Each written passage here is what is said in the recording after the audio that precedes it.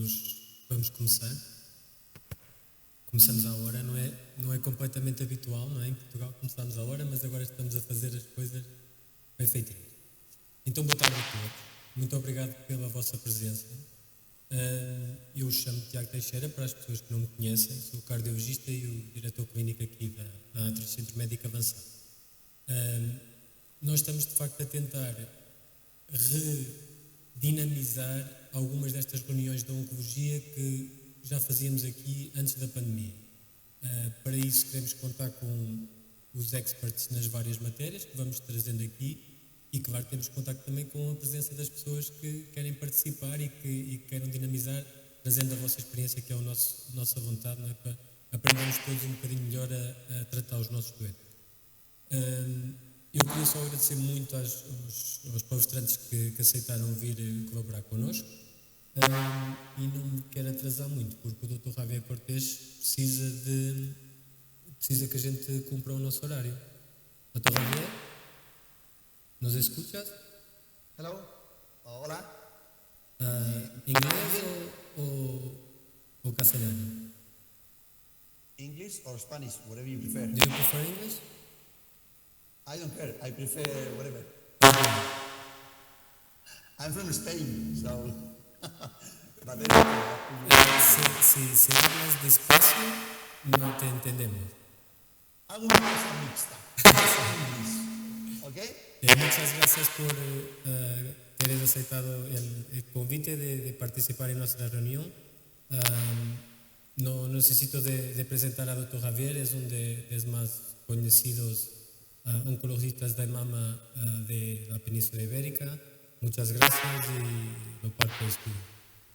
Bueno, molto obrigado. Voy a compartir la pantalla. ¿Me dais autorización? Y que vamos a empezar por el cáncer de mama, hormono positivo, ERG negativo. Siempre voy a hablar en el contexto del cáncer de mama metastásico. ¿Por qué?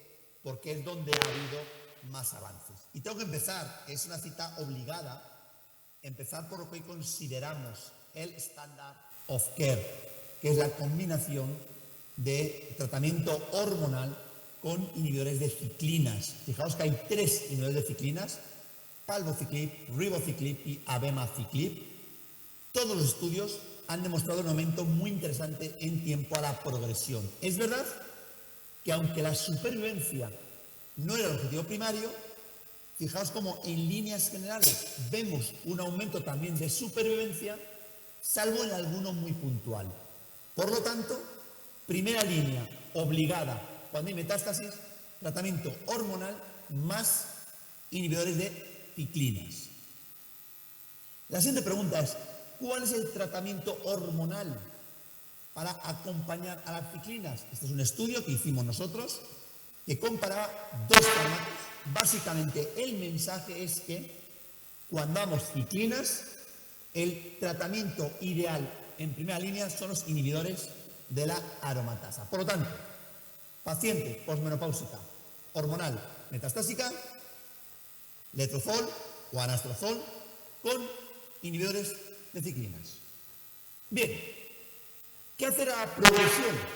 Sabemos por 2 estudios que cuando combinamos un fármaco que inhibe la vía PI3K-AKT-mTOR, es una vía importante dentro de las células, cuando añadimos estos fármacos mejoramos el pronóstico de la enfermedad. Y fijaos, este es un fármaco, everolimus, este es otro, cuando hay mutaciones de PI3K. Por lo tanto, primera línea, inhibidores de ciclina; segunda línea, inhibidores de PI3K, la vía de señalización PI3K. Bien, este es un estudio muy importante, que se presentó hace poquito, hace un año más o menos. Básicamente lo que hacían era una cosa muy interesante, que era pacientes que estaban en primera línea hormonal y se objetivaba un aumento del ctDNA. Es decir, la biopsia líquida indicaba que el tumor estaba empeorando. ¿Y qué es lo que se hace? O seguir igual o cambiar. Fijaos qué curvas tan bonitas. Cuando cambias el tratamiento basándose en un biomarcador, tenemos mejor pronóstico de la enfermedad.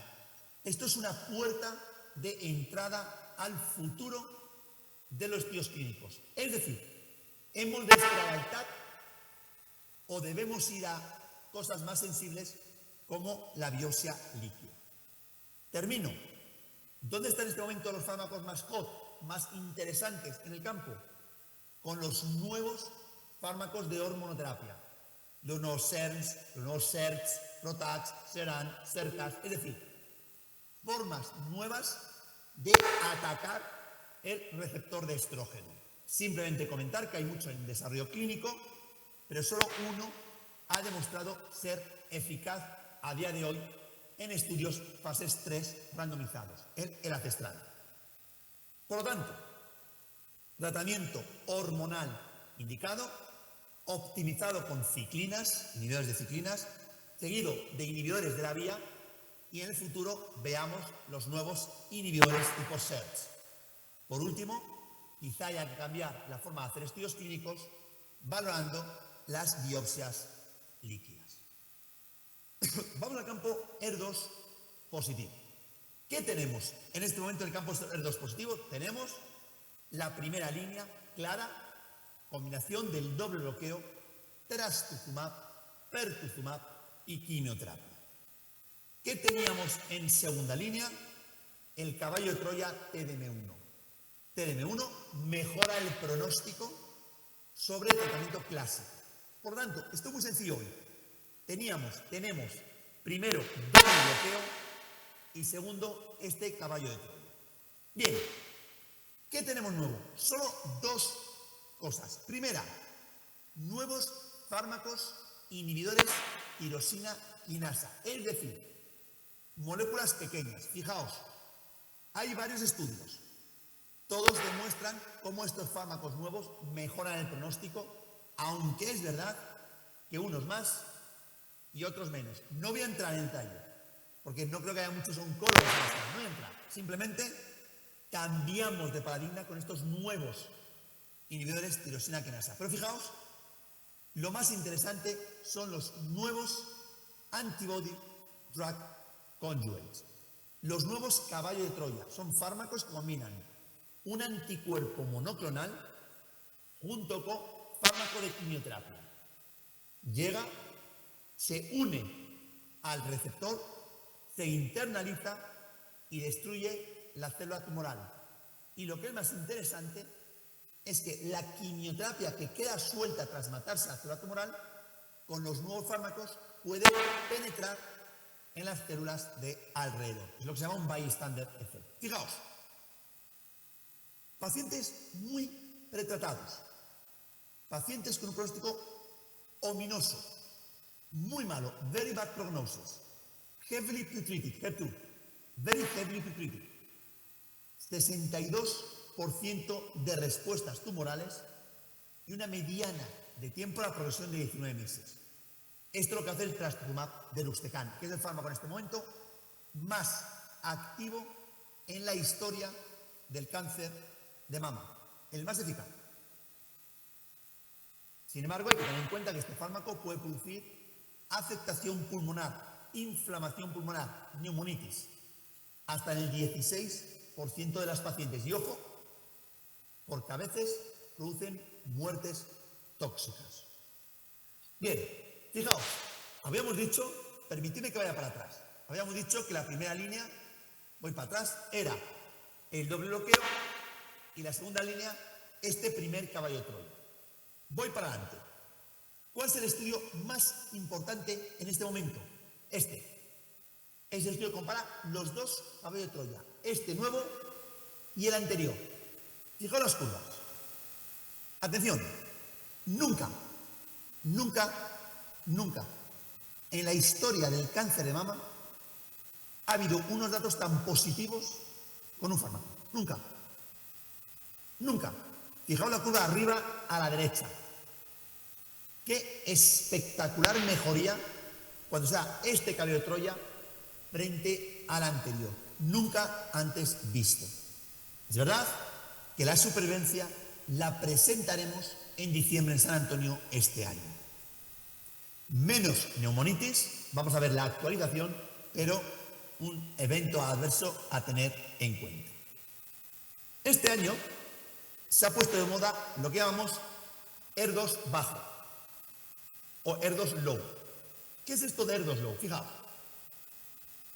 Nosotros teníamos dentro de los ER2 negativos los ER2 0, los ER2 más 1 y los ER2 más 2 CIS o IS negativos. ¿Qué pasa? Que hasta ahora no había ningún tratamiento aprobado para este grupo de pacientes. ER2 una cruz, ER2 dos cruces. Tienen algo de expresión pero poca de ER2. Son tumores que no dependen de ER2. Bien. Habíamos explorado el papel del trastuzumab, fijaos, del Herceptin. Ningún beneficio, nada en absoluto. Hasta que, hace 4 años, se presentan este mismo fármaco, os he dicho, este caballo de Troya, con datos muy atractivos. Y empezamos a dibujar este nuevo escenario del ER2 low, que representa el 55% de los pacientes. Y fijaos qué resultados. Cuando damos este caballo de Troya frente al tratamiento convencional, impresionante mejoría de la enfermedad, tanto en tumores hormonales como en tumores triple negativos. Por lo tanto, ER2 positivo es una cosa, ER2 low o ER2 bajo es otra cosa. ER2 positivo, todos los anti-ER2, ER2 low, los nuevos caballos de Troya. Por último, cáncer de mama triple negativo. 3 minutos y termino. Tenemos que cambiar la forma de ver estos tumores. Son tumores tremendamente heterogéneos. Y es muy posible que en un futuro cercano, in the near future, we will be able to look at these tumors based on biology, based on different signatures. Y dependiendo de esta signature, de este biology, pondremos unos u otros tratamientos. Por ejemplo, hay estudios que valoran el papel de la inmunoterapia junto con la quimioterapia. Resultados, fijaos sobre todo abajo a la derecha. Cuando añadimos la inmunoterapia a la quimioterapia, mejoramos el tiempo de la progresión y mejoramos la supervivencia. Pero solo en los pacientes que tienen el biomarcador PDL1. Es una proteína, un receptor que condiciona una parada del sistema inmune. If the immune system is stopped and we block that protein, the immune system is able to attack again. Los datos muy interesantes. Segundo aspecto también muy importante de los últimos 2-3 años. Los caballos de Troya. Fijaos, es un caballo de Troya específico contra una proteína, se llama TROP2. Fijaos qué resultados. Nunca vistos en el cáncer triple negativo. Doblamos el control de enfermedad y prácticamente doblamos la supervivencia global. Por tanto, tras la inmunoterapia, los caballos de Troya. Hay nuevos caballos de Troya que están viniendo con datos muy bonitos. Estos son tumores muy pretratados. Estos pacientes estaban muy malitos. Fijaos qué tasas de respuestas tan interesantes. Los pacientes vuelven a mejorar, vuelven a tener vida. Por último, comentar los inhibidores de PARP. Hay tumores, todos sabemos, pacientes que tienen mutaciones en BRCA1 o BRCA2, en BRCA, en germline BRCA1 and or 2 mutations. Si damos bloqueantes de PARP, que lo que hace es ayudar a regenerar el ADN, fijaos cómo mejoramos el pronóstico de estos pacientes. 60% de respuestas con una sola pastilla, bien frente a quimioterapia o bien tras la quimioterapia. Termino. Incluso hay mutaciones en PALB2 que también se pueden beneficiar de estos medicamentos. Mi última diapositiva, queridos amigos, en el cáncer mama triple negativo, ya no es triple negativo. Hay que ver en qué es positivo. Tenemos PDL1, tenemos mutaciones de BRCA1, BRCA2, y de acuerdo a esto daremos platinos, daremos inhibidores de PARP, daremos inmunoterapia o incluso buscaremos ahí inestabilidad de microsatélites, como por ejemplo en cáncer de colon, y tendremos que tratar a los pacientes de acuerdo a la biología. Lo dejo aquí, me habían dicho 15 minutitos para hacer un resumen de lo más hot y bueno, yo me tendré que desconectar, tengo una conferencia con Estados Unidos, pero si hay alguna pregunta rápida, en portuñol, en español, en inglés, encantado de contestar. Muchísimas gracias.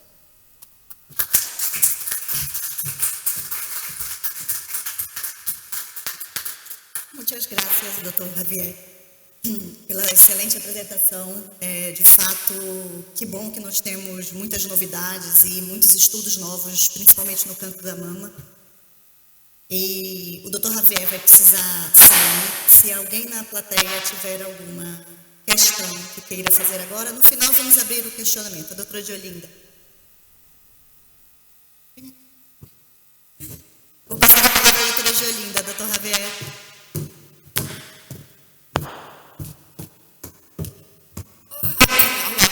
Como está? Eu sou oncóloga do Instituto Português de Oncologia do Porto e uma questão que te queria colocar nas doentes 02 negativas e receptores positivos, qual é a tua prática relativamente à mutação da mutação? Eu penso que é importante neste nosso algoritmo agora de utilização destes novos fármacos. A ver si la he entendido bien. Yo intento contestar y si no me corregís. Sí. Yo creo que las mutaciones del Estrogen Receptor Gene, del ESR1, Certo. no están, desde mi punto de vista, todavía preparadas para la práctica habitual, para tomar decisiones clínicas. ¿Vale? Sí. Otra cosa es proteínas. Oye, es que tengo el estrógeno, el gen mutado. Pues hombre, intentaría evitar los inhibidores de la aromatasa e iría más bien a fulvestrant o a tamoxifeno. Pero es verdad que no tenemos estudios prospectivos que lo hayan validado todavía y quizá con los nuevos SERCs podamos ver alguna cosa más interesante. Pero sí tomaría esa decisión, pero no haría una mutación para tomarla. Si la tengo, lo hago, pero no iría a buscarla para hacerlo. Mas pensas que no futuro isso pode passar na nossa prática, quando estivermos estudos randomizados a provar a importância da determinação da expressão e da mutação do receptor de estrogênio? Yo creo que sí. Yo creo que, sobre todo para los nuevos fármacos, habría que estratificar con la cohorte de mutaciones y con la cohorte de no mutaciones. Pero yo creo que es un factor diferencial que induce cierta resistencia a los inhibidores de la aromatasa. Por tanto, la respuesta es que, desde mi punto de vista, sí habría que hacerlo. Não sei se tenho mais tempo, mais questões, mas provavelmente não. Posso fazer mais uma questão. Uma outra área que eu queria questionar era relativamente ao manuseio e à vossa prática da pneumonite, como é que vocês manuseiam, se têm uma consulta organizada na área da pneumologia oncológica para, de facto, tratarmos e mais precocemente a pneumonite que nos acontece, e nós também temos essa prática e sabemos que, em alguns casos, é mortal da redução. Como é que vocês utilizam, como é que fazem isso na vossa prática clínica para terem menos pneumonite? Aquí me he perdido. Si me ponéis Sim, en inglés... estou a falar da pneumonite, sim, da pneumonite, da doença intersticial pulmonar com o trastuzumab desatribusado. Como é que vocês tentam evitar essa tão grave toxicidade? Bueno, no os he entendido la pregunta, pero voy a contestar un poquito sobre la neumonitis del deruxtecan. La neumonitis es un evento secundario importante que hay que diagnosticar pronto y tratarla aún más pronto, Certo. sobre todo cuando es grado 1 y grado 2. Es verdad que el tiempo mediano a la aparición de la neumonitis puede ser de 6-7 meses, tardan en aparecer, pero es raro que aparezcan más allá de un año después del medicamento, ¿vale? Claro. Hay algunos factores que pueden aumentar el riesgo, la raza asiática, sobre todo japonesa, la dosis y antecedentes de neumonitis. Pero bueno, conociéndolo y tratándolo de forma enérgica, normalmente es reversible. No sé si era la pregunta, más o menos. Sim. Era de facto como é que vós, na prática clínica, lidais com esta situação, porque penso que ainda estamos todos a aprender com estes novos medicamentos para, de facto, são sem dúvida uma mais-valia e vieram alterar a história natural desta doença, mas de facto temos ainda toxicidades graves que temos que aprender com todos como é que as vamos tratar e denunciar. Obrigada. Acho que havia mais questões, mas quero. Vai, adeus. Penso que se tiverem mais alguma questão, se não temos que dispensar o Dr. Javier. Dr. Javier, muitas gracias. Obrigado. Chao. Gracias. Agora vamos dar continuidade. Eu vou chamar o Dr. Javier Hernandes Morales, que é o colega da Rádio Oncologia da Fundação Champalimau, que dispensa comentários, especialista na área da mama. Para continuar con o castellano novamente, eu tentaré parecer o meu mellor esforzo para un portuñol que vocês podan perceber. Estou gratamente sorprendido e agradecido pelo convite que o Acres Oncologia ten feito para mí. É un prazer estar cá, partillar este interés por novas tecnologías en radioterapia con unha equipa modernizada como é o que ten aquí nesta institución. Fui convidado para falar a respeito dos efeitos secundários da radioterapia atuante no cancro de mama, mas eu preferi desmitificar os efeitos secundários da radioterapia no cancro de mama conforme as novas técnicas de radioterapia que estamos usando nesta nova era de radioterapia.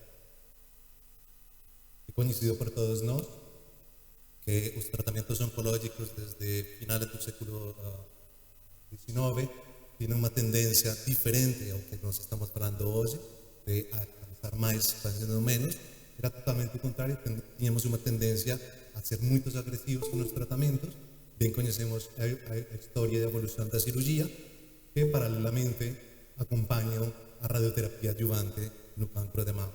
Sabemos que a partir de su descubrimiento, la radioterapia fue pionera en los tratamientos adyuvantes en el cáncer de mama, y fue estagnada por muchos años y posteriormente en los años 50 a unidades de cobalto demostraron el uso terapéutico de la radioterapia en el cáncer de mama y rápidamente fue popularizado su distribución mundial, teniendo pocos conocimientos sobre respecto a lo que realmente acontecía en los tejidos sálidos y signos a mama, presentando efectos secundarios graves bien conocidos por todos, ¿no? A nivel de la pele, a nivel de pulmón, esopatía, edema severo y las alteraciones cardíacas que muchas veces podían llevar a muertes duras. Eso fue cuando nos evolucionamos de la radioterapia de 2 dimensiones para 3 dimensiones, cuando comenzamos a ver un impacto positivo en la disminución de las comorbilidades de radioterapia. La radioterapia 3D utiliza técnicas computacionales avanzadas, sofisticadas, que en asociación con métodos de imagen como tomografía axial computarizada, a resonancia magnética y últimamente a PET, han permitido cada vez más tener una visión espacial del alto de tratamiento y los órganos sadios están por voltas de mano. En esta nueva era, la era de las técnicas modernas de radiación, comenzaron con el advento de la radioterapia de intensidad modulada y asociación de colimadores multiláminas dentro de los mismos aceleradores lineales que permiten una adaptación mucho mejor ao formato de tumor e permiten diminuir as dosis nos órganos. Os aceleradores lineares de última geración están dotados también de tecnologías y herramientas que permiten adquisición de imágenes que confirman la posición del algo, que confirman la posición de los órganos de riesgo y que pueden acompañar o monitorizar los movimientos durante el tratamiento, especialmente en el cáncer de mama con reconocimiento de superficie, que sincronizan el débito de radioterapia con los movimientos respiratorios del doménico. Un una técnica presente o los últimos años que nos han permitido disminuir ainda mejor los efectos o las posibilidades de efectos secundarios. Mas no solo hemos avanzado tecnológicamente, los conocimientos en la radioterapia también han permitido reconocer su grupo de doentes donde podemos disminuir los volúmenes de tratamiento. Viene parado la técnica de irradiación parcial de mama, una técnica que procura disminuir la exposición rádica de mama y los tejidos adyacentes, y que las diferentes sociedades de radioterapia han aceptado tratar en doentes de bajo riesgo, como los doentes mayores de 50 años, tumores pequeños, menos de 3 centímetros, y que tienen características inmunoquímicas favorables, como doentes que tienen receptores hormonales positivos, doentes sin infiltración vascular limpática. Esta técnica, comparativamente con la radioterapia total de mama, permite disminuir el volumen de tratamiento prácticamente a una tercera parte del volumen expuesto de mama y, consecuentemente, a exposición también de los tejidos sanos. Es una comparación de tratamiento total con dos diferentes técnicas de radioterapia. Diferentes estudios han demostrado mejoría o impacto en los efectos secundarios, como este trial de Florence que muestra que la radioterapia parcial de mama tiene 0% de probabilidades de efectos secundarios graves grado 3 y casi la gran mayoría de los doentes, 80% de los doentes, con ningún efecto secundario posterior al tratamiento. Otra de las tendencias actuales para disminuir los efectos secundarios de la radioterapia es el hipofraccionamiento.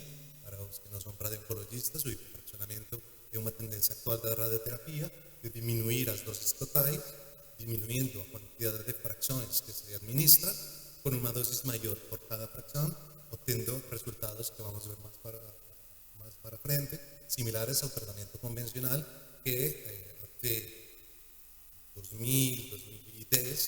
2010 era 50 Grays en 25 fracciones.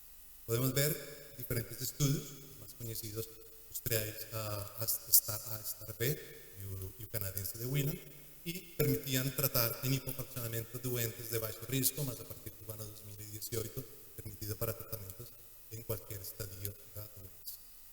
Podemos ver aquí las curvas de radioterapia a esa altura estándar o padrón, que era 50 Grays en 25 fracciones, versus 40 Grays en 15 fracciones, con un control local idéntico, sin ninguna alteración, y con impacto a nivel de efectos secundarios a favor del tratamiento de 40 Grays en 15 fracciones.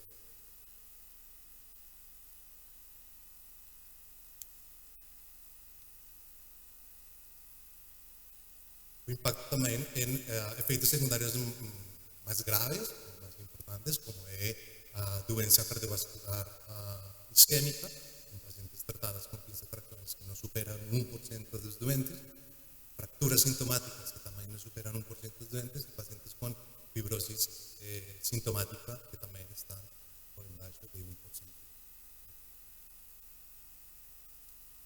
La evidencia nos ha llevado a continuar el fraccionamiento. Ahora estamos hablando de un ultrafraccionamiento, una nueva tendencia en los últimos 2 años, donde la radioterapia tiene evoluido, ha disminuido ainda más la cantidad de fracciones. Este estudio comparativo, que es el Fast Forward, que realmente está mudar a la radioterapia de mama actual, es un tratamiento que fue comparado con el estándar de 40 Grays en 15 fracciones con dos diferentes fraccionamientos, como son 27 Grays en 5 fracciones y 26 Grays en 5 fracciones. Pasamos de tratamientos a 20 años que podían llevar 7 semanas a un tratamiento de 1 semana con control local similares, mismo con alguna mayoría para los tratamientos con 5 fracciones y 26 Grays.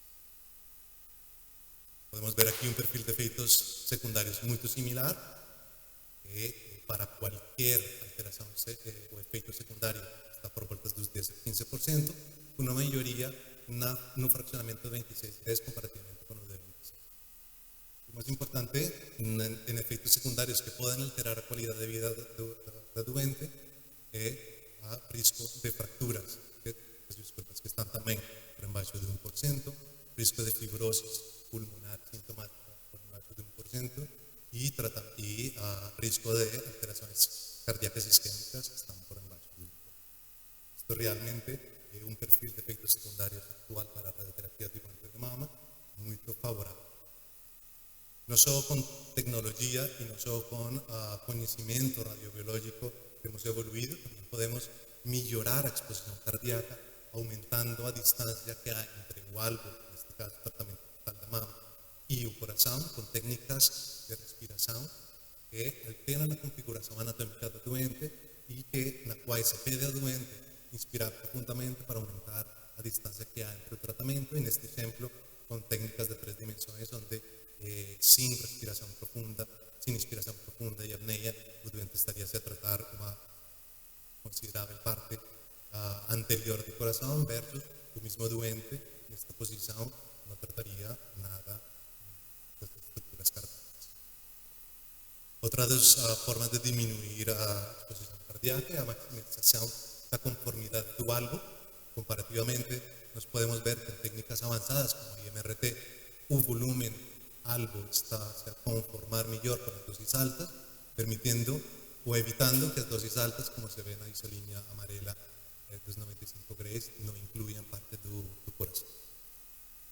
E por último, controlando as doses de exposição de subestruturas cardíacas, como é o reconhecimento, delimitação e festamento das doses em estruturas como a coronária anterior descendente e, ultimamente, também do ventrículo esquerdo. Outro dos efeitos adversos que pode agravar a qualidade de vida dos doentes é o risco de pneumonitis radica e fibrosis pulmonar. Chamava a atenção nos estudos que estávamos vendo na palestra anterior de riscos de efeitos secundários a nível pulmonar por volta del 15%. Nós estamos falando que na radioterapia actual estamos com riscos de efeitos secundarios por embaixo de 1%. Estes doentes que podem associar-se a maior risco, como são os doentes idosos que têm comorbilidade pulmonar, com tabaquismo severo ou um performance status maior de 2 e que não se conseguem constraints ou doses pulmonares adequadas com uma posição tradicional do spin, podemos modificar a posição de tratamento, uma posição em prono, onde basicamente estamos a isolar o pulmão, em alguns casos o coração, das doses de radioterapia. En resumo, nós temos evoluído desde os primeiros tratamentos com tubos de raio-x a aceleradores lineares de última geração, que têm acessórios que nos permitem evidenciar como está o alvo, a posição do alvo e dos tecidos sadios, que têm diminuído satisfatoriamente os riscos de efeitos secundários e também nos têm permitido modificar as doses para poder levar os doentes a um risco muito menor de efeitos secundários.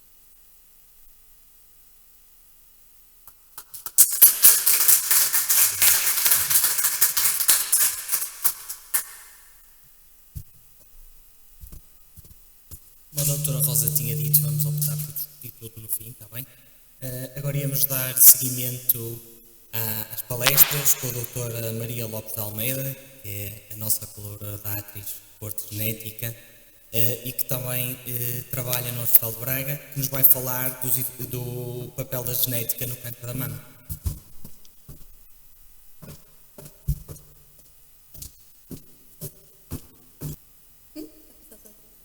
Em relação então ao meu plano de trabalhos, introduzir o tema, particularmente definir aqui os critérios clínicos atuais em que se prevê um benefício na realização de estudos genéticos, quando existe um câncer da mama diagnosticado, com o respectivo aconselhamento genético devido e opções reprodutivas, possibilidades e limitações aqui nesta área.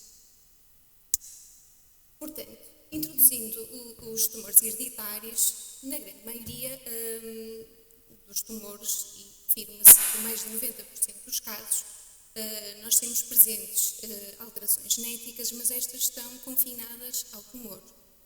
Quando nós nos referimos a tumores hereditários, nós estamos aqui a pensar em mutações germinativas, isto é, presentes em todas as células que constituem o utente. E neste caso, quando é que nós pensamos nesta possibilidade? Quando o utente tem um diagnóstico numa idade jovem, ou pelo menos numa idade muito precoce comparativamente àquilo que era expectável este tumor se desenvolver, não é? Tendo em conta aquilo que está descrito na população geral. Quando o doente tem um diagnóstico, mais do que um diagnóstico de tumor ao longo da sua vida, quando existem características particulares do tumor, como é o caso do cancro da mama triplo negativo, ou quando existe aqui uma história familiar sugestiva, que na maioria das vezes passa pela descrição de vários familiares afetados ao longo das várias gerações. E isto porque, na grande maioria dos tumores hereditários, está presente uma hereditariedade autossómica dominante, em que, efetivamente, uma alteração presente em um dos alelos é suficiente para originar um fenótipo, isto é, um risco acrescido tumoral. E, portanto, um risco aqui de recorrência de 50%. Mas então, especificando em relação ao cancro da mama, quando então suspeitar de se tratar de uma situação hereditária? São vários os critérios. Começando, quando temos um doente com diagnóstico de um cancro da mama e ovário, da trompa ou peritoneu, síncronos ou metácronos, em qualquer idade,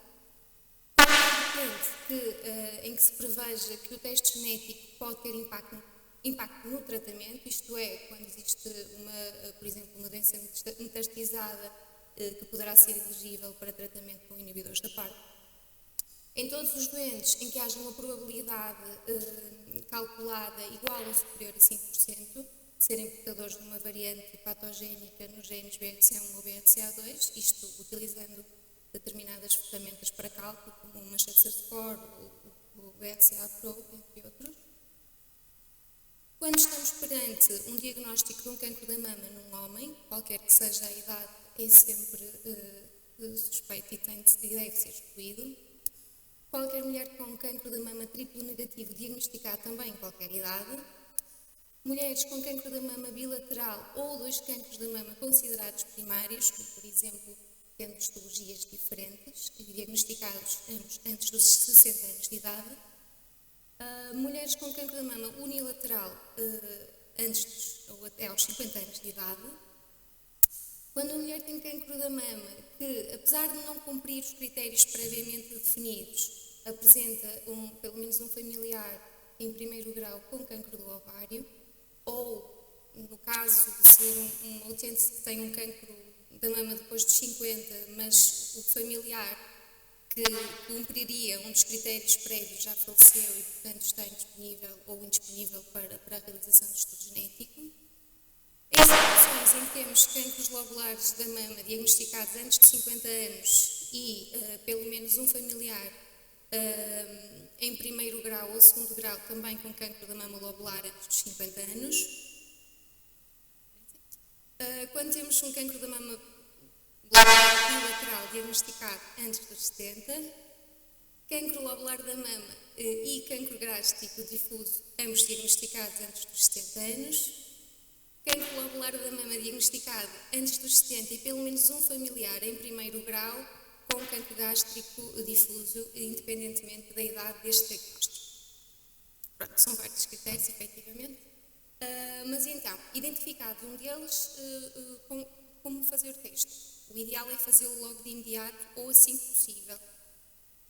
Quem o deve pedir pode ser feito por um médico assistente, se se sentir confortável para isso, ou pode haver aqui ligação com consulta de genética médica, eventualmente de referenciação para tal ser solicitado. Que estudo realizar? Portanto, atualmente, com cada vez mais a evolução tecnológica e a possibilidade de sequenciação massiva de vários genes em simultâneo, de facto, a opção que melhor e que isso parece que se apresenta é, de facto, pela técnica da NGS, porque ela permite-nos, em simultâneo, fazermos o estudo genético de vários genes, de forma rápida e eficiente, e, portanto, de uma vez avaliarmos todos os genes associados, aqui descritos associados a cancro da mama.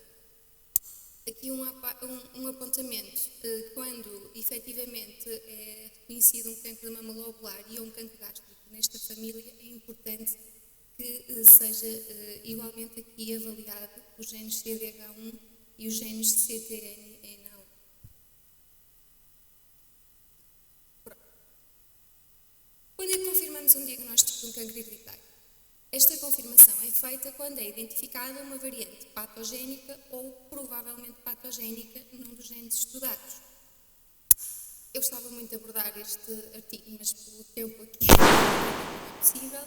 Mas, assim, em termos práticos, gostava que ficassem com a ideia de que, efetivamente, diferentes genes podem significar.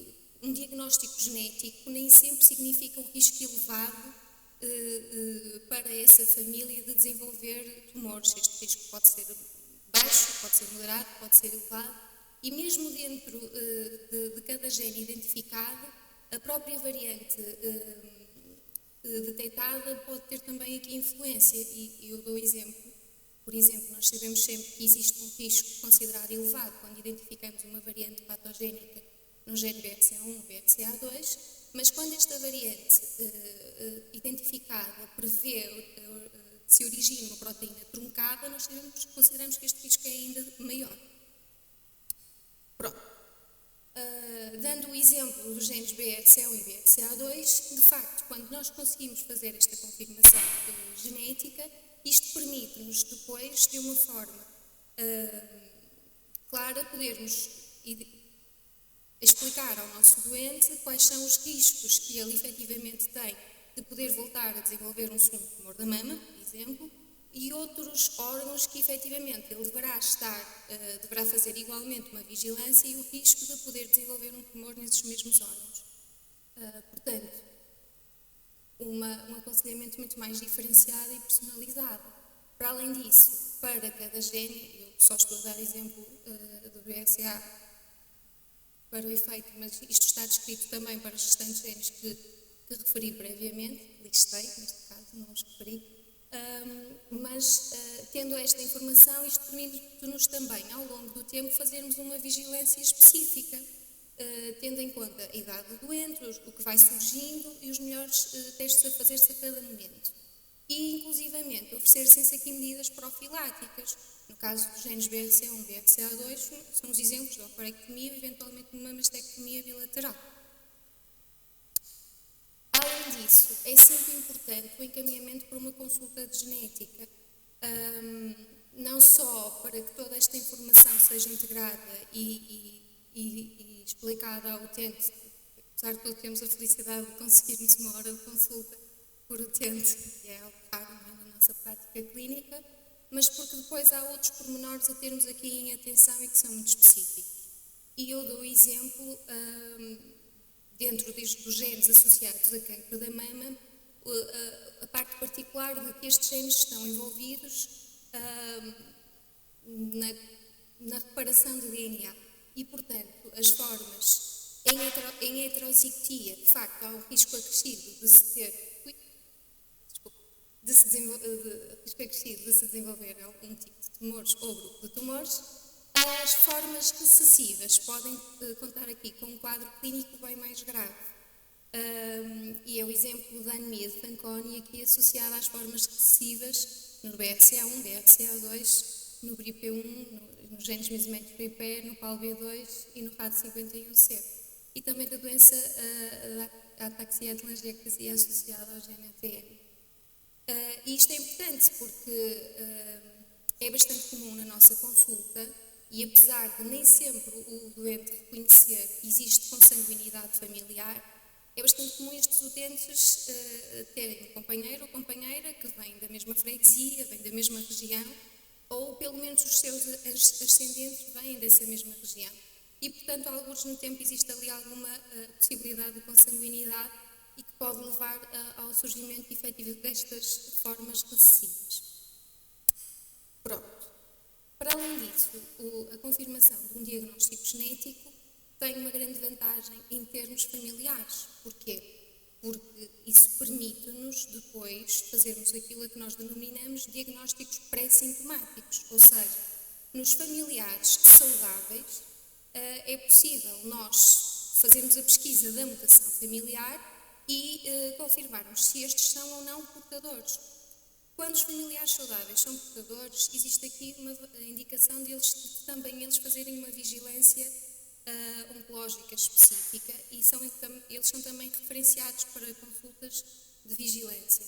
No caso dos familiares em que este resultado vem negativo, portanto concluímos que não são portadores, eles passam a ter indicação de fazer a vigilância igual à população em geral. Pronto.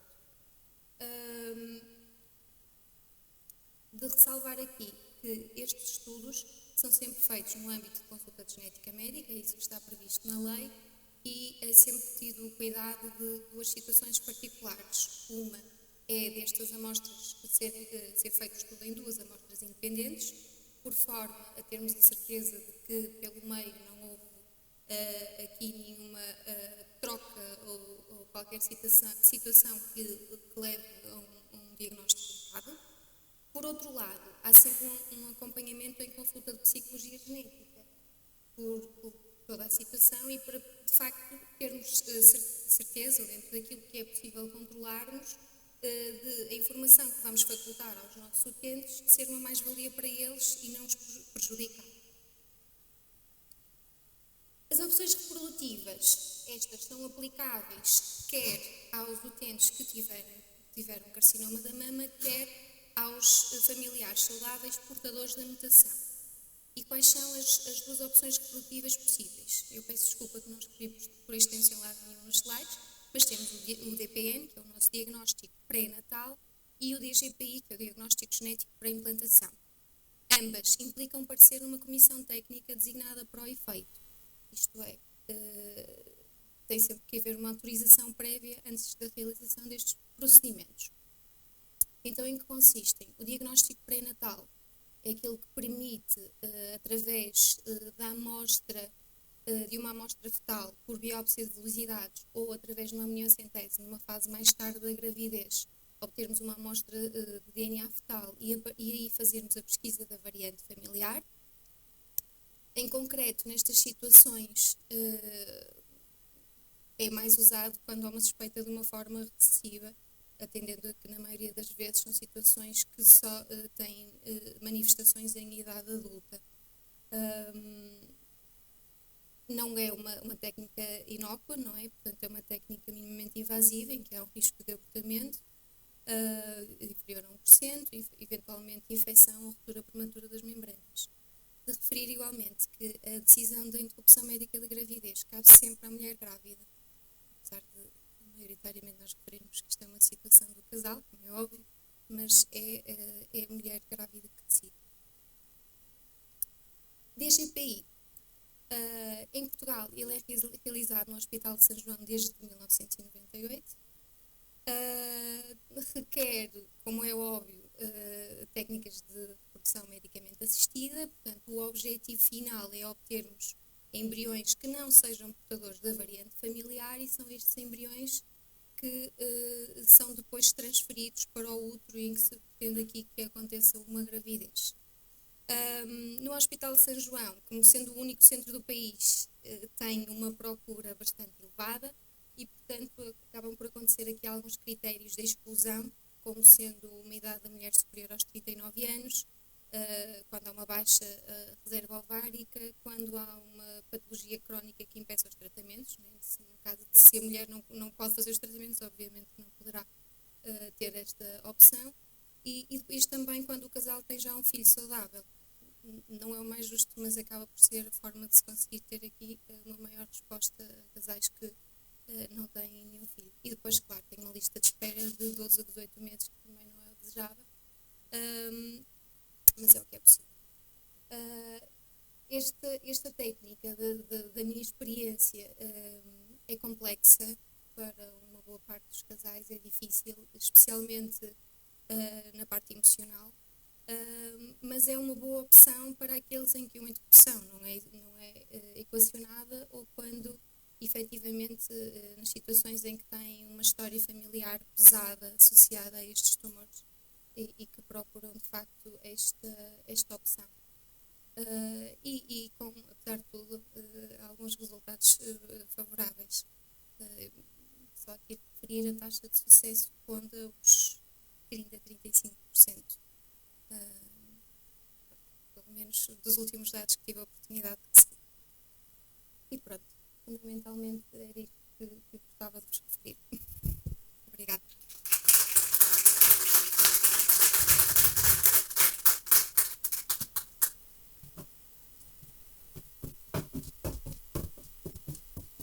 Boa noite a todos, sou Clínica Cardoso, colaboro aqui no ATRS, no Centro Médico Avançado, na área da cirurgia, na patologia mamária. Agradeço à Maria Lopes de Almeida realmente esta apresentação sobre a genética, que nos vem mostrar como o tratamento do cancro da mama tem que ser um tratamento multimodal e que temos que contar com todos. E realmente esta área, ainda bem que é uma consulta de 1 hora, porque às vezes damos notícias que são muito difíceis de saber o que fazer depois com toda esta informação, e são decisões que muitas vezes a mulher ou o homem, sobretudo, tem a mutação, contar aos familiares, e realmente ainda bem que existe esta consulta e esse tempo para estar com os pacientes.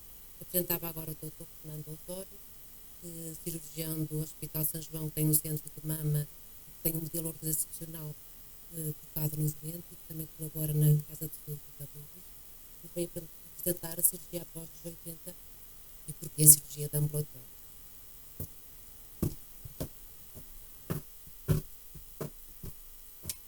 Muito boa noite a todos.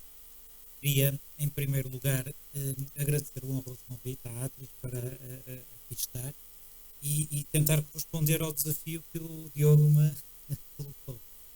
A ideia, muito concretamente, para responder ao lema desta reunião, é mostrar-vos muito concretamente o nosso trabalho nos últimos 18 anos. Este projeto que nasceu em abril de 2021 já teve 2 prémios com os quais fiquei muito contente. Uma menção honrosa dada do Prémio Healthcare Excellence da Associação Portuguesa de Administradores Hospitalares, e este ano um prémio em casa nas perspectivas em oncologia para o melhor trabalho na área da oncologia. E porquê? Porque este gráfico mostra um resultado espetacular em Portugal. Nós, nos últimos 80 anos, aumentamos quase 31 anos a esperança de vida média a nascer.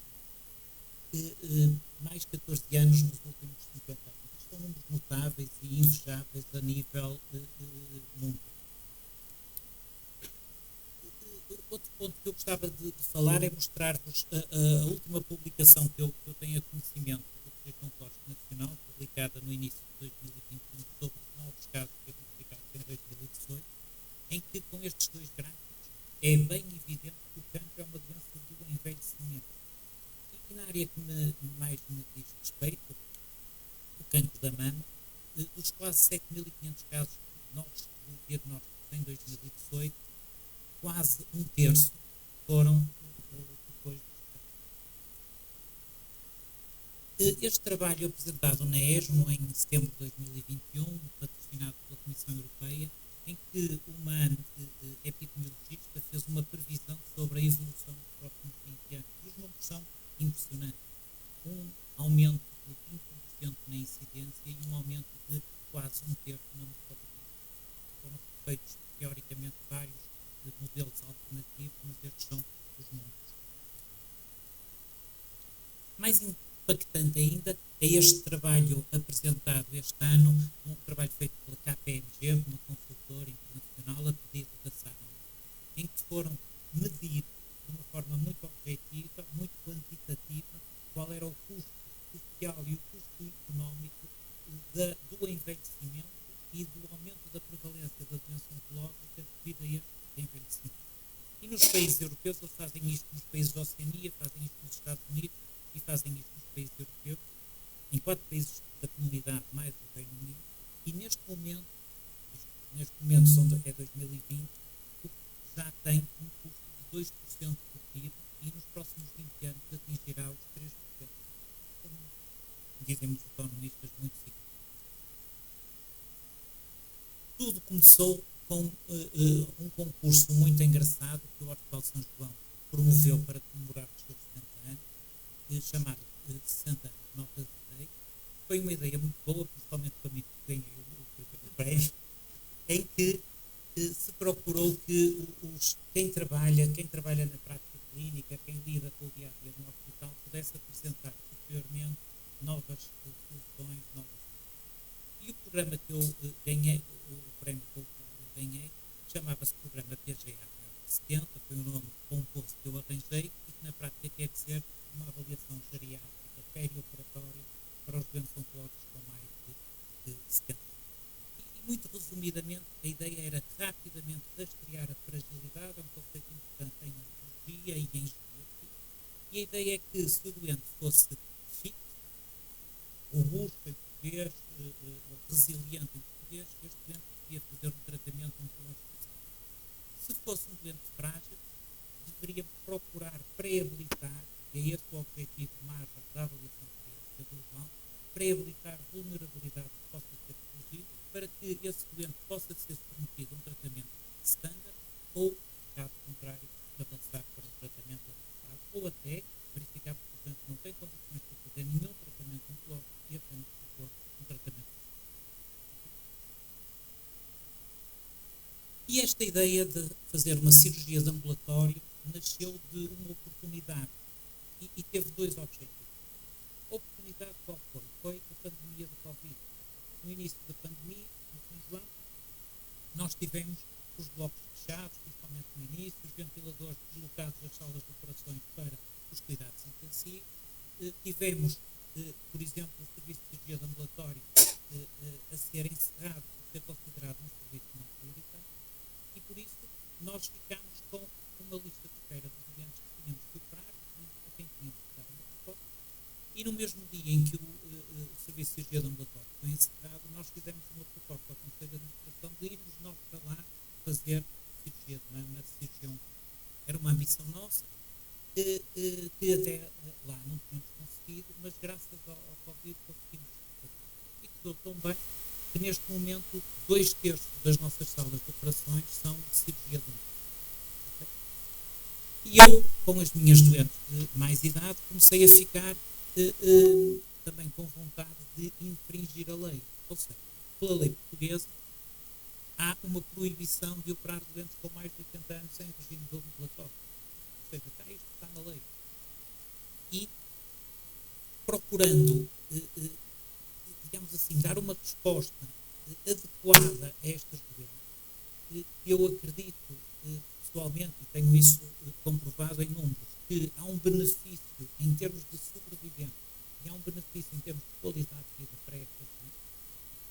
E procurando ir atrás de um tratamento muito individualizado e tendo sempre em conta a vontade do doente, foi uma forma que eu encontrei de conseguir criar uma solução para aquelas doentes que me diziam: mas eu não quero ser operado, eu recuso ser operado.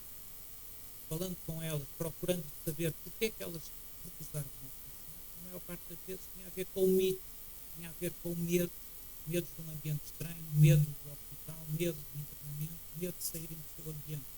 E quando eu lhes propunha a hipótese de serem operadas e nesse mesmo dia irem dormir a casa, elas já viravam e aceitavam a proposta.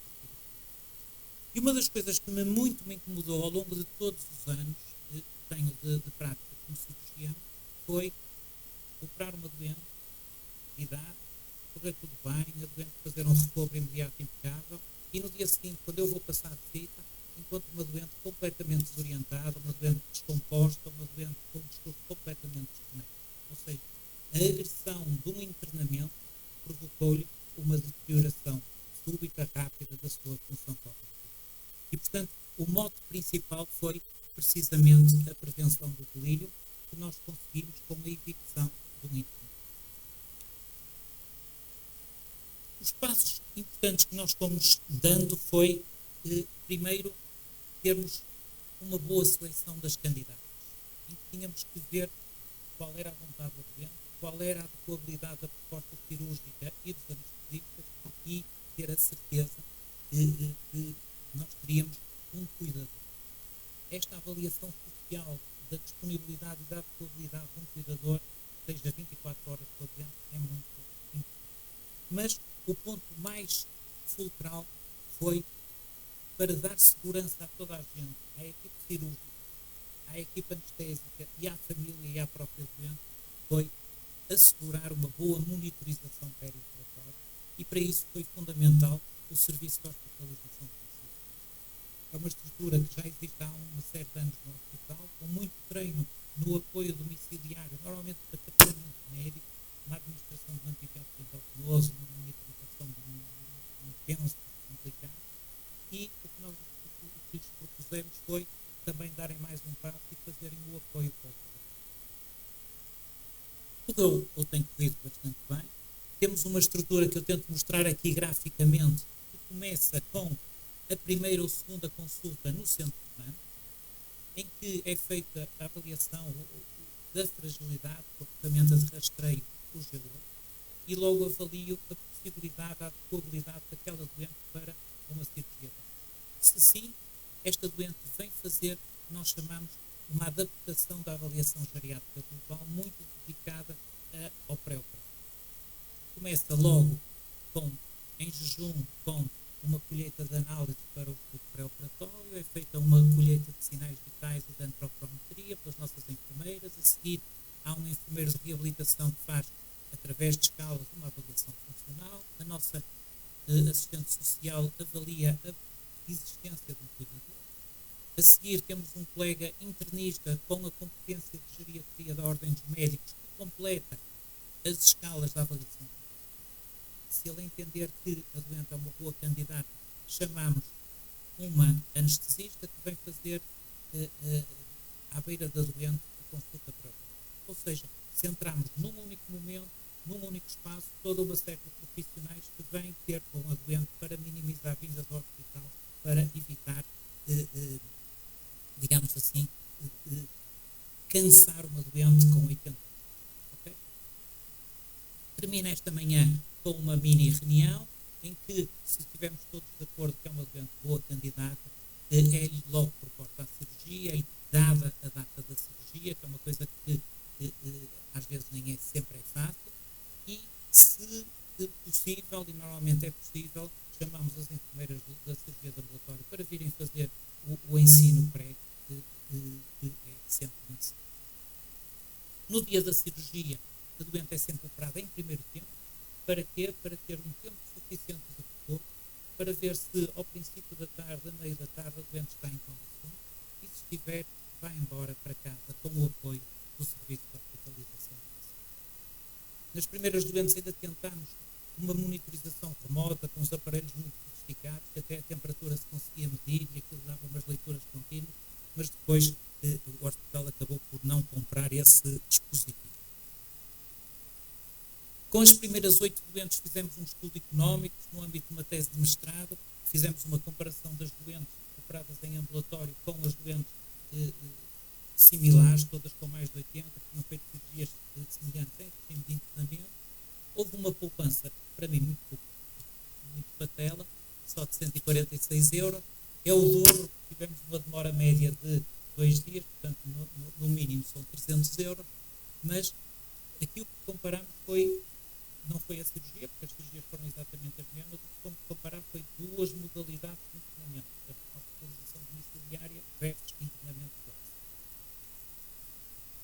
E termino com este último slide, que para mim é o mais engraçado. Eu preciso de uma cábula que tenho aqui para vos tentar facilitar. Portanto, na prática, operamos até agora 20 doentes em regime de ambulatório, mas aqui eu quero referir ou reforçar que são doentes que não ficaram internadas nenhum dia. Portanto, estas doentes entraram de manhã às 8 horas em jejum e saíram a meio da tarde. Portanto, não há pernoitas, não há um dia de internamento, não há nada disso. Há a ida para casa no próprio. Começamos em abril de 2021, portanto, neste momento são 20 doentes em 18 meses. A mediana da idade são 84 anos. Em relação aos diagnósticos, inicialmente tínhamos só tumores, mas há aqui já uma lesão benigna, um risco complexo, uma lesão B3 que houve necessidade de fazer uma excisão e depois era um papiloma. Também tivemos um FAG com um carcinoma in situ, umas microcalcificações retromamilares, e o resto são, portanto, 18 carcinomas invasores. Uma coisa engraçada é que destes 18 carcinomas invasores, uma recidiva pós-cirurgia conservadora, uma recidiva maxilar, destes 18, são todos luminais e 60% são luminais B. Isto é uma amostra bem representativa do mundial, não são aqueles doentes com casos bons, com tumores pequeninos, luminais A, que só podem fazer hormonoterapia.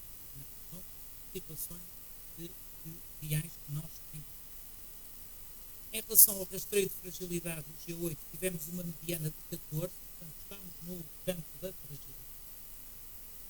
Um dos dados que eu vos trouxe é o e-prognosis, a avaliação da probabilidade de morte aos 5 anos. Vejam aqui, em alguns não foi feito, mas temos aqui valores muito fixos e não lhes demos assim a valorização que se calhar se poderia dar.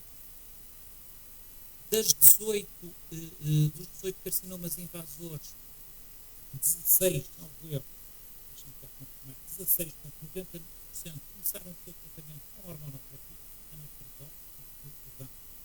com um tempo, uma mediana de 12 meses. Um tempo mínimo de 3 meses, um tempo máximo. Há aqui uma doente que foi sempre recusando cirurgia, já há bastante tempo que recusava cirurgia, e quando surgiu esta possibilidade, ela finalmente aceitou. As cirurgias que propusemos foram exatamente as mesmas que proporíamos se a doente fosse ser operada no bloco central em Chile. Todas foram operadas com anestesia geral, com exceção da mais velha, com 95 anos, que foi sofrer só uma cirurgia. Em termos de drenos, apenas deixámos drenos em 2 situações, no esvaziamento axilar que fizemos e numa mastectomia, que também por uma questão de precaução. A morbilidade em termos de números é significativa, portanto 13 em 20 dá 15%, mas para nós é uma morbilidade mínima, uma vez que apenas tivemos um hematoma que obrigou uma drenagem na sala. Portanto, não foi necessário em nenhuma das doentes ir ao... A coluna que mais trabalho me deu foi esta da radioterapia adjuvante.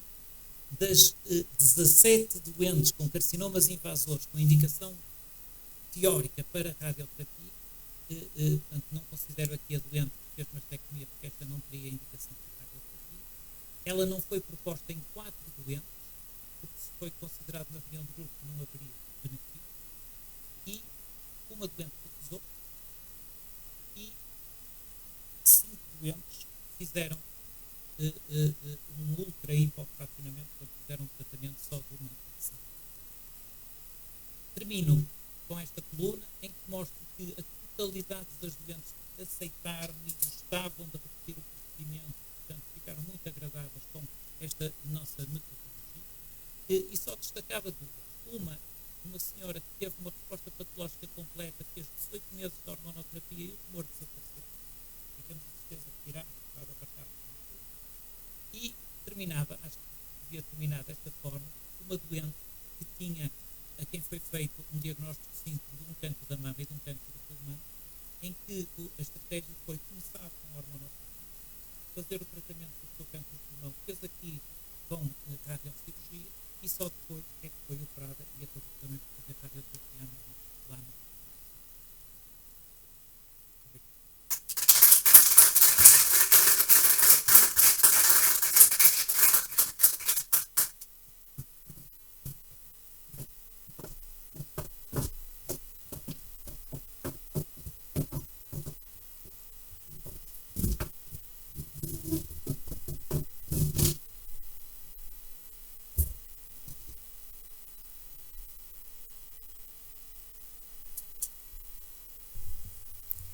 Bem, antes de mais, queria agradecer aos palestrantes, com palestras muito boas e, de fato, bastante esclarecedoras. Também queria agradecer aos presentes que, numa terça-feira de noite, estão aqui a nos prestigiar. Esse foi o primeiro de vários eventos que ainda queremos fazer. E, primeiro, vou deixar à disposição, se alguém quiser fazer alguma pergunta, aos colegas que ainda estão aqui presentes. Não sei se alguém tem algum questionamento.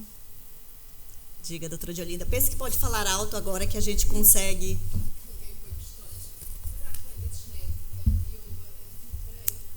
Desculpe. desculpa, os colegas da... Maria, pode vir para cá, se faz favor, porque já estão os outros aqui. A gente faz uma consulta de grupo multidisciplinar.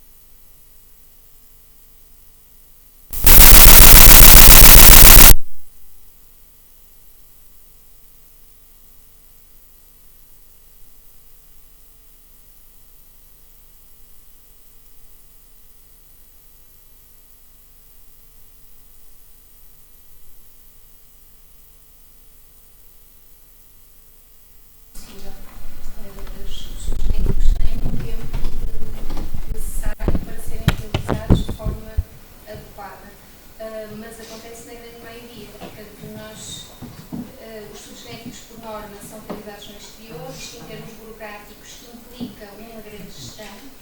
Na altura, quando eu cheguei ao Hospital Gráfico, não estava a ser feito desta forma. O que é que eu fiz? Eu aleguei que isto era igualmente importante, porque tinha implicações em termos terapêuticos. E, portanto, aquilo que eu aleguei foi, da mesma forma como numa grávida não é esperada uma autorização para o estudo ser realizado e é logo orientado, nestes casos devia seguir a mesma exceção. E a procedência estava aberta. Portanto, atendendo a tudo isso, a listas de espera que diminuem também, porque não é necessário uma segunda cirurgia. E, portanto, por todos os motivos, não é? Acabou por ser aceite. E por isso, normalmente aquilo que acontece é o utente vem o mais rápido possível à consulta de genética, a consulta é triada como prioritária ou muito prioritária, o que significa que neste momento tem uma lista, tem uma espera de ou 2 a 3 semanas ou 2 meses e meio, tinha agendado, e isto, atendendo ao número de semanas que por norma é feita a quimioterapia no adjuvante, permite-nos ter tempo, se o utente fizer logo a colheita, de chegar a tempo para pré-cirurgia, que é o ideal, penso eu. Pronto, é mais ou menos assim que estamos a gerir. Pronto, claro que em muitas situações me contactam para dúvidas particulares em cada caso e aí é gerido caso a caso. E fazem pesquisa das mutações à luz? Sim, a inserção à luz tem sempre que ser pesquisada, claro. É porque em termos da capacidade da técnica de NGS, convém haver... A técnica de NGS É importante nós irmos lá olhar para ela. Portanto, a técnica de NGS não é a técnica que a vai determinar. Tem que ser por outra técnica, senão podemos deixar passar doentes com a luz. Tem que ser que em Portugal tem uma porcentagem, apesar de tudo, importante. Além da sequenciação, de facto, eu não estudei essa parte, mas a pesquisa de diantejos exónicos também tem sempre que ser, especialmente no GNBX e no BRCA2, temos sempre que confirmar que também é realizada, quer pela técnica da MLPA, quer pela técnica de análise de CNVs, agora cada vez mais com a capacitação destes estudos genéticos que nos permite, de uma forma, conseguirmos fazer essa avaliação, mas sim, é fundamental. Pronto, é assim que temos ajustado, é a minha realidade, foi um bocadinho aquilo que eu achei que era possível e pronto, e acho que está a correr muito bem. Claro que eu falo por aquilo que me chega a mim, não é? Nós somos mais do que um colega a trabalhar, portanto isto foi conversado e eu espero que, mas não estou a controlar o trabalho, não é, dos outros colegas, mas penso que esteja a ser de uma forma geral, é assim que estamos decidimos ajustar. Pronto. De facto, acho que em algumas situações até podia ser o próprio oncologista a solicitar os inúmeros critérios que já ali enumerados. Aquilo que acontece é que muitas vezes também ao vir à consulta acabamos por otimizar, há mais um gene, há mais alguma coisa que é ali decidida e consequentemente isso poderá fazer diferença em termos de diagnóstico, não é claro. Pronto, conseguindo conciliar é como temos feito de uma forma geral.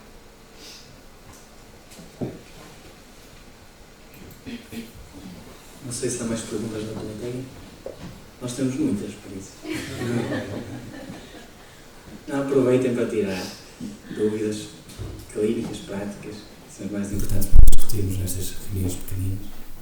Se de outra forma não querem, fazer as questões.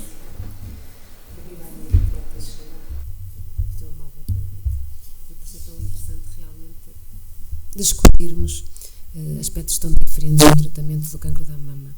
Aqui, sobre a consulta de genética, realmente a colega Diolinda já falou, é em tempo útil, quando temos que decidir ao próprio doente e faz toda a diferença, ainda demora muito tempo a ter uma resposta e às vezes há doentes que não fazem a QT nem o adjuvante, não é? E a gente tem que ter tempo, 2 tempos operatórios, mas antes disso que nada, portanto a gente tem que ir evoluindo e vamos passo a passo.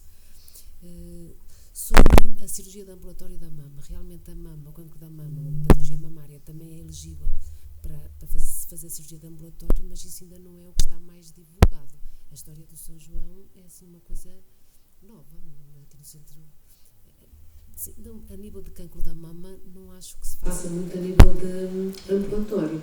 E eu percebo mesmo os pacientes, porque é uma população mais idosa, enquanto outros doentes já de uma hérnia estão tão habituados com a evolução que houve, se a gente diz que fazem pernoita, então porque é que eu não vou para casa, não é? Porque o vizinho foi operado e foi para casa, só fazem a pernoita. No cancro da mama nós temos doentes que só fazem uma noite também, mas têm os seus drenos e não podem ir para casa. São eles próprios que ainda não estão motivados porque acham que foi uma cirurgia mágica, têm uma doença séria e portanto eles não vão para casa ao fim de um dia de pós-operatório. Portanto, nós temos aqui muitas mudanças para fazer. E agora, em relação aos 80 anos, que realmente são os idosos e também aparecem, nós podemos fazer uma cirurgia mínima para tentar controlar o cancro, porque realmente hoje a oncologia faz muita coisa. Como é que convence não só o doente, mas como é que convence o anestesista?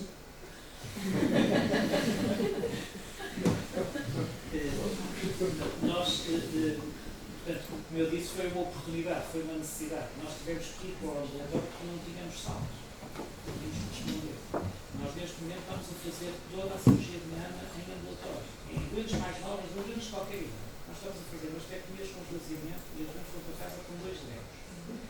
fizemos mastectomia com reconstrução com prótese, com expansores. E a gente voltou a casa com 3 drenos.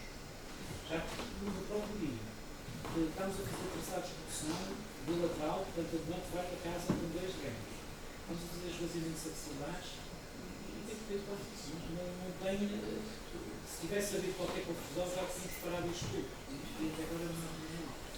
Aqui o salto foi porque eu achei que estas doentes com mais de 80 anos eram precisamente as doentes que mais iam beneficiar.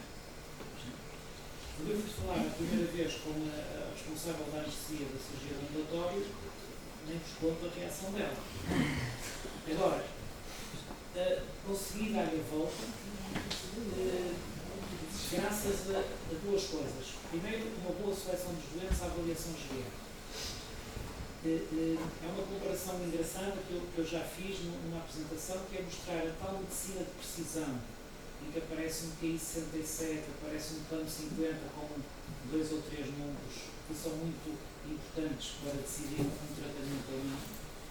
Mas, para mim, medicina de precisão é mostrar, foi a pena não ter trazido, uma avaliação geriátrica global feita de uma forma correta e que tem 3 ou 4 ecrãs no S clínico pela fora. Portanto, é feita uma avaliação muito exaustiva daquele doente, multidimensional, em vários domínios, e, portanto, nós conseguimos garantir ao anestesista que aquele doente foi bem estudado, que é um bom candidato. A segunda parte foi oferecer a hospitalização principal. Portanto, estes doentes ficam melhor apoiados do que eu operá-los, por exemplo, segunda-feira de manhã e na terça-feira de manhã mandá-los para casa sem saber para onde é que eles vão se vivem sozinhos, quem é que vive com eles ou não. Estes doentes com hospitalização domiciliária, vai uma equipe médica todas as manhãs com um enfermeiro, à tarde vai lá um enfermeiro, estão sempre permanentemente em contacto com o telefone, portanto, estes doentes idosos acabam por ter um apoio pós-operatório muito melhor do que operá-los e mandá-los para casa sem saber o que é que eles vivem. Isso dentro de outra questão, é que os doentes de ambulatório estão a ser melhor tratados que os doentes com a cirurgia eletiva têm internamento, porque têm a consulta prévia, fala-se com o cuidador, há uma informação, há tudo escrito, há a medicação que é oferecida, não se vai comprar, não se acaba por não tomar, portanto, acabamos por estar a tratar de maneira diferente de doentes, não é? Porque depois não há. Mas mais barato. Tivemos estamos a ter, e a lei não sei, o diretor do hospital, que estávamos muito preocupados com determinados indicadores. E um dos indicadores que ele deu um raspanete a uma série de diretores de serviço foi, em relação à cirurgia ambulatória, o Hospital Santo estava muito aquém do que devia estar. E, portanto, houve ali uma promoção de ambulatorizarmos mais cirurgia. E, portanto, isto entrou no momento certo. Agora, de facto, é verdade, estes doentes estão a ter um tratamento mais diferenciado, mas há pequeninos pormenores que nós já temos há muitos anos no Santo Tomás. Todas as nossas doentes, os cuidados de ferir após o operatório, como as nossas enfermeiras obrigam a dizer, não posso ser cuidado porque eles têm que ter cuidados de ferir após o operatório, são feitas no centro de. Ou seja, e depois temos a seguir, uma doente que faça uma mastectomia de reconstrução e que fica aos cuidados da cirurgia plástica, tem alta e vai fazer pesos no centro de saúde. Não vai ter como uma enfermeira que nunca viu sequer aquela fio seguro. Enquanto que uma doente que faz uma cirurgia conservadora connosco, tem os cuidados que temos todos feitos no centro de. Esta personalização, esta dedicação às nossas doenças, acho que é fundamental. Portanto, em conclusão, a gente pode achar que o que temos que informar o doente e investir é passar essa segurança que o pós-operatório está garantido, não o que se faz no dia, não interessa o tipo de internamento que se tem, mas garantir, e é isso que temos que. No ser menos de 24 horas, a vigilância está garantida. No fundo, é essa a chave. Eu na prática, o que eu encontrei é que foi a solução para aquelas doentes que dizem: eu já não tenho idade para ser operado, eu não quero ser operado, eu tenho medo disto. Quando eu lhes ofereci a hipótese de, e se for operada, e à tarde já vai para a sua casa. E eles aceitam. Eu quero facilitar o Fernando, e sendo cirurgião com o projeto, que há, de facto, é um cirurgião, sim, facto, é assim, estas doentes poderem ir para casa, é de facto de uma excelência, porque estas doentes hospitalizadas complicam, agitam, arrancam os drenos, complicam, e isto é aquilo que a gente vivencia. E, portanto, de facto, estamos a tratar, como a colega disse, e de facto estamos aqui a diferenciar e não dar o igual tratamento, mas é assim, infelizmente, que não devia existir, há sempre falta de equidade em determinados pontos. E, portanto, para arrumar uma casa, e eles arrumaram este nicho de doentes desta maneira, que de facto foi uma oportunidade, que eu tenho conhecido bem, e até conheço bem a anestesista do ambulatório, que é a minha amiga, portanto, mas eles de facto deram a resposta a estes doentes, e muito bem, com uma cirurgia de ambulatório em todas as outras situações, infecções, uma série de situações que acontecem, pneumonias, deixaram de existir porque o doente foi para casa. Claro que também podemos perguntar assim, eu tenho doentes na minha consulta que recusam a cirurgia e temos respostas completas imagiológicas à hormonoterapia. E pensamos assim, será que justifica estar a operar esta doente? Ela até fez hormônio e tem uma resposta completa. Também te acontece e tu até pudestes ver depois que é mesmo patológica completa, enquanto nós só vemos imagiológica ou clínica, não é? Todas estas questões têm que ser sempre colocadas em cima da mesa. Mas eu acho que estes projetos inovadores, eu acho que de facto nós temos que nos apoiar e vivê-los intensamente. Pelo menos eu que trabalho numa grande instituição, com um volume de doentes brutal, acho que de facto é assim que nós devemos trabalhar, é assim que nós também trabalhamos, aqui é uma situação pública, privada, mas nós trabalhamos no público, motivados com projetos e em que o doente está no centro. O doente está no centro. Nós podemos fazer, eu digo aos meus internos, nós podemos fazer MGS, mas eu digo, em primeiro lugar eu estou a formar pessoas. Em segundo lugar, o doente está no centro e eles estão ali para tratar doentes. E em terceiro lugar é que vem toda a sua competência clínica e científica. Porque a terceira pode ser muito boa, mas se as duas primeiras falharem, eles nunca serão bons clínicos. E isso acho que é uma mensagem, e nós que temos uma geração aqui, se calhar já com uma idade diferente, mas nós sentimos isso, e nós, da nossa geração, temos que incutir isto à geração mais nova, que estão na profissão de uma maneira diferente. E acho que este é o nosso papel, continuar a motivá-los, mostrar-los que o doente é a pessoa mais importante. Eu digo muitas vezes, este é o teu doente que tem este cancro, mas podia ser o teu avô, o teu tio, a tua mãe, e portanto nós temos que nos saber sempre pôr no papel do doente. Porque quando temos uma simples gripe, cada um de nós é muito incomodativa na maior parte das vezes.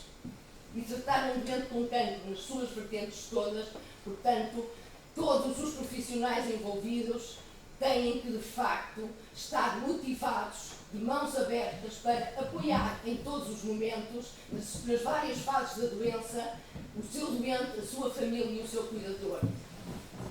Porque nós, de facto, temos histórias de vida, quem faz oncologia quase há 30 anos, que são, de facto, histórias que nos marcam para a vida. Eu tive uma doente quando se fazia autotransplante no campo da mama, que depois chegou à conclusão que foi um ensaio que, lembras-te, que até havia um malhasco, porque o comparador, que era na África do Sul, não estava a ser o standard, mas na altura fazíamos autotransplante no campo da mama. Eu tive doentes na minha consulta e uma das vezes a doente entra, sai e depois volta a entrar, perguntar-me. Passou uma peruca há pouco tempo, mas eu será que tem direito a outra peruca? E eu disse, Alice, claro que tem, mas o que é que se passou? É que eu cheguei a casa, o meu marido bateu-me, pegou-me na peruca e deitou-me para a fogueira e a peruca queimou-se. Portanto, são situações destas e muito mais que nós vivemos diariamente com muita intensidade e que nos marcam a vida para sempre. Obrigada pelas suas palavras. Eu só queria fazer um comentário. Precisamente, eu acho que neste tipo de séries de apresentações, muitas vezes cada um de nós está focado na nossa área, na radioterapia, na psicologia, sabemos tudo muito bem da nossa área, mas não conseguimos ter acesso, por exemplo, a essa experiência do Dr. Fernando Honório na parte será que isto é feito? Será que em algum sítio é feito? E nós não tomamos conhecimento dessa situação. Da mesma como na parte da radioterapia, continua a haver muito estigma com o hiperfracionamento extremo das 5 frações, e todas as pessoas têm muito medo, mas de facto os números de São João são muito relevantes em relação a este tipo de fracionamento, e a toxicidade é comparativa ou até mesmo inferior com os esquemas normofracionados ou mesmo de hiperfracionamento. O mesmo com a quimioterapia, os receios das pneumonites que falamos, nós conseguimos perceber que da forma adequada é de fácil gestão e, portanto, um bocado desmistificar com o know-how técnico de cada um de nós, de forma e darmos esse avanço para podermos fazer a diferença, indo de encontro com aquilo que diz da personalização do tratamento e não esquecemos aquilo que somos. Somos médicos a olhar para aquelas pessoas que estão doentes e que confiaram neles por nossa melhor perspectiva. E, portanto, da minha parte, agradecer à atriz e à organização desta primeira, ou a continuação das Oncocídios, que, como estão a ver, haverá uma próxima em novembro de Urologia já publicitada. Espero que seja da mesma qualidade como tivemos hoje. Eu tenho aqui umas perguntas um bocadinho mais provocatórias. Estamos aqui para discutir, se não. É só mais uma, não pode ser duas para mais uma para cada um, já que a radioterapia teve que se ausentar. Não, eu é muito simples de responder, que é à colega da genética, a doutora Maria. Qual é a vossa experiência na reavaliação de doentes com mutação da ATM? Heterozigótica ou homozigótica? Na irradiação, vocês em Braga também têm radioterapia, não sei se na consulta multidisciplinar discutem isso ou não. Recentemente, efetivamente, tive contacto e é a única experiência que tenho e lido muito sobre o assunto daí. E estamos inclusivamente aqui a pensar que tentarmos ver como fazer a casuística no Hospital de Braga para isso. Porque efetivamente, foi discutido um caso comigo de um utente que teve uma toxicidade acima daquilo que era esperado e tinha uma mutação identificada, uma variante identificada no gene ATM. Mas homozigótica ou heterozigótica? Heterozigótica. O que é que acontece? Não posso muito falar sobre da conclusão pela história que me foi referida. A primeira conclusão que eu cheguei é que o estudo estava incompleto. Portanto, era um quadro muito grave, era um carcinoma da mama identificado com 20 anos por volta disso, agora que estou a recordar. Não tinha sido feito um estudo mais alargado e, portanto, a minha conclusão nessa fase foi, bem, primeiro de tudo, vamos primeiro confirmar que de facto esta é a única razão pela qual temos este quadro clínico diagnosticado numa idade tão jovem e com este quadro clínico e com esta toxicidade tão elevada e tudo isso. Efetivamente, estamos a planear fazer essa casuística, já que falamos sobre isso, de identificarmos quais os utentes que neste momento estão a fazer área que têm identificação de variantes no gene ATM, mas estamos inclusivamente a pensar em fazer uma casuística mais abrangente e comparar também com outras utentes diagnosticadas igualmente com outros diagnósticos moleculares genéticos e a partir daí tentarmos perceber se conseguimos alguma relação estatisticamente significativa. Mas é muito pouco. Obrigado. Temos essa vontade, mas ainda está num projeto muito inicial. Só para terminar, e fazendo jus ao alcançar mais fazendo menos, doutor Osório, foram 6 doentes que fizeram ultra hipofracionamento, que aquelas 10 frações é o ultra mais 5 de boost. E está de parabéns pelo trabalho que tem feito, eu já o reconheci várias vezes e não me canso de o reconhecer. Eu queria deixar aqui, falou numa doente que não pode ser operada, vão tentar optimizar, uns conseguem, outros não conseguem e outros temos que adaptar o tratamento. Qual é a sua visão, assim e os outros, do papel da radioterapia como um tratamento radical no cancro da mama e não apenas e só uma hormonoterapia paliativa? Estamos a comparar dois tratamentos com toxicidades muito diferentes e com controles locais bastante semelhantes, até neste caso. Qual é a sua opinião, Dom Rui Doutor? Já não acho é uma pergunta difícil, principalmente se formos discutir tratamento do cancro da mama na mulher idosa, estávamos aqui a noite toda. A cirurgia, que durante muito tempo foi, digamos assim, omitida, para usar um termo simpático, em que se reduziu o campo da mama a doentes tumores luminais e que se tratava tudo com hormonoterapia. Cometeram-se grandes erros e prejudicaram-se muitas doenças. A cirurgia da mama é uma cirurgia que tem uma mortalidade zero. No momento atual a mortalidade é zero. Okay? Podemos ter algum risco por comorbilidades, mas é por causa das comorbilidades, não é por causa da cirurgia em si. A mobilidade é uma mobilidade mínima. Não tem todas as cebolas, nada de especial. Agora, eu acho que há muitos artigos que mostram que a cirurgia tem benefício no tempo de vida das mulheres. Portanto, vale a pena operar e pensarmos em operar esta mulher. Agora, às vezes não é possível, às vezes encontramos doentes muito frágeis. Eu já tenho ido operar doentes com situações muito complicadas, que com anestesia letal dá para fazer, quer em regime ambulatório, quer no internamento, dá para fazer, as vezes quase nem dão, pelo menos trouxe um tumor triplo negativo, não há outra solução. E fica-se com uma ferida maligna, uma ferida que vai progredir, vai sagrar, vai ulcerar, vai infectar, vai cheirar mal, que obriga a atividades de stress, que obriga a imunoscuridade. Uma solução que nós lá no São João temos feito, muitas vezes nestes casos avançados, é a radioterapia. E aí conseguimos, com tratamentos também muito curtos, nós lá no São João há uma série de anos que estamos proibidos de dizer o número de tratamentos, nós cirurgiões dizemos o número de tratamentos e as doentes vão fazer. Eu normalmente evito isso. Mas digo-lhes sempre. Pode fazer em 2 ou 4.